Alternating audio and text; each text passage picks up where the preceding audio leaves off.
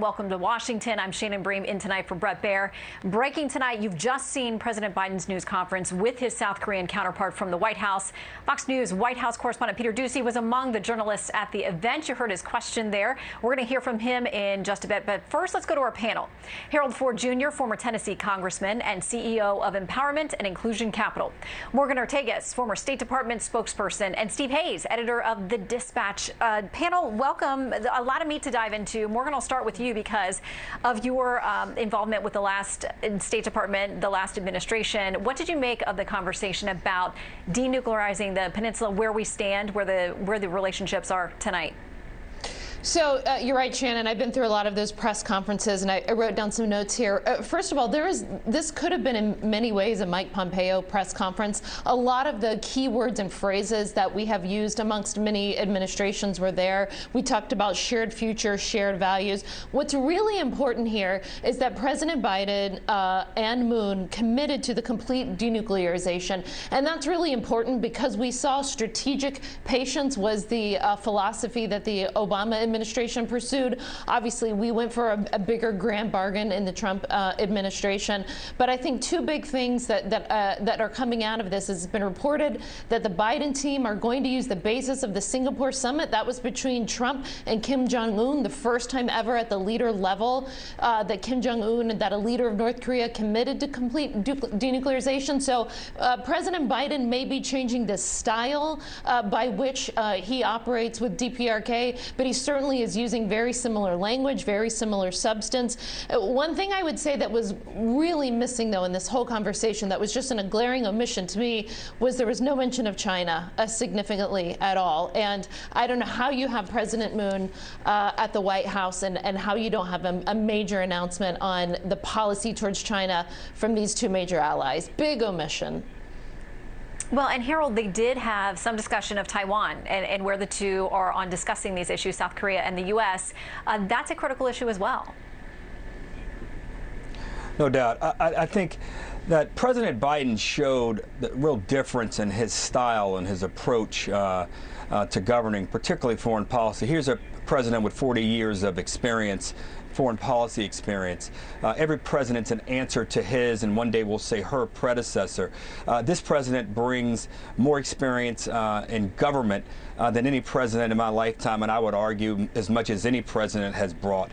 He recommitted and made clear our commitment to a two-state solution. He made clear, as Morgan said very well, the commitment to a denuclearized region. But I think more so than anything, when he said that he has private conversations with leaders and he takes leaders at their word, as much as there's a stylistic difference, there's a bit of a substantive difference there as well, I think, with him and his predecessor. I was hoping to hear something on China. I don't think the omission is quite as glaring as my good friend thinks. It would have been nice to hear more there, but I was really pleased just to see the dynamic between these two presidents. And very quickly, Steve, the mention there that Harold made of the previous administration, go back several administrations, and North Korea, including the one that President Biden, when he was vice president, was part of, that problem continues to foment over decades. Incredibly difficult problem to solve, and you heard Joe Biden say the past four administrations haven't gotten it done. I was struck by the major difference that he said he was not going to meet with Kim Jong-un. We saw President Trump in sort of theatrical photo op meetings. Joe Biden made pretty clear that that's not going to happen under his watch. But yeah, Shannon, if I could just give any legitimacy, very quickly before we get cut off. Okay, we'll get back to you guys. Stick around, panel. We have a lot more to discuss. Up next, we're going to go to the Middle East, and we're going to check in with correspondent Trey Yangst. There's a lot to discuss that came from this press conference on that topic as well.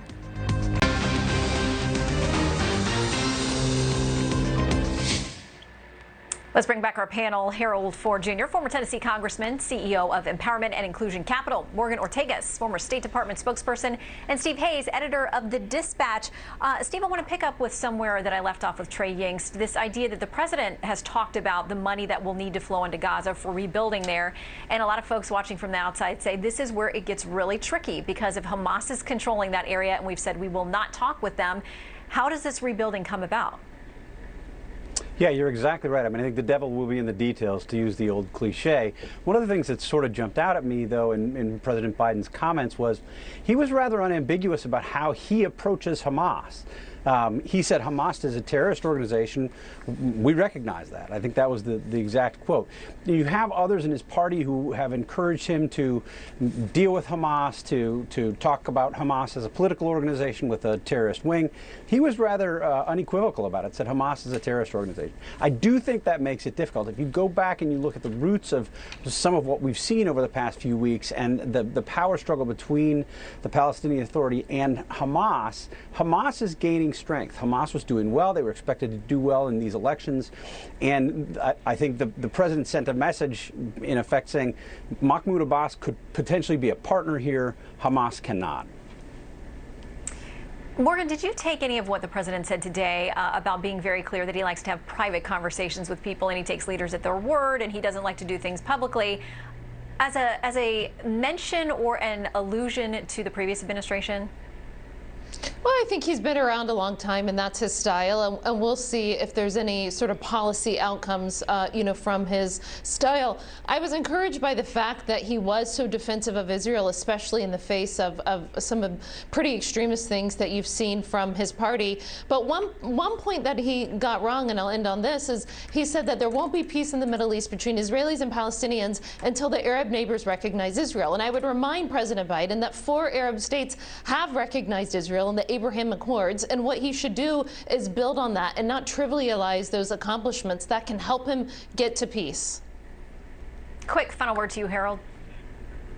I agree with Morgan there. I think Joe Biden believes that building a coalition of allies to isolate and pressure whichever nation or what the problem may be, whether it's in North Korea, whether it's with North Korea in the Middle East, that's the approach I heard from him today. That's the approach I've known for him when I was in Congress about him, and I'm pleased to see he's continuing in that tradition. All right, panel, thank you very much. When we come back, notable quotables.